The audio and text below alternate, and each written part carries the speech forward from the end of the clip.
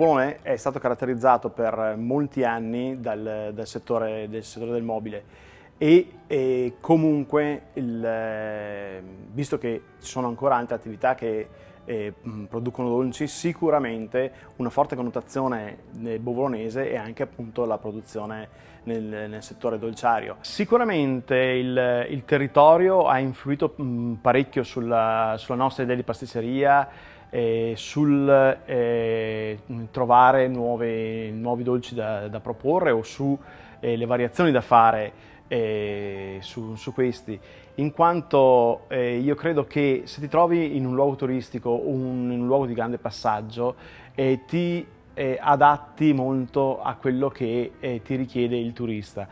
Mentre quando sei nelle basse, come in effetti è Bovolone, devi cercare qualcosa di particolare e originale che attragga anche il consumatore. Il segreto della nostra longevità è soprattutto la passione. Secondo me la passione che si mette nel fare le cose e le capacità di trasmetterla ai propri figli e anche ai propri collaboratori. Una storia come la nostra si costruisce sicuramente avendo una costanza nei propri prodotti. Capire qual è il prodotto che fai, che piace, e rimanere fedeli a quel prodotto senza andare a snaturarlo o a modificarlo.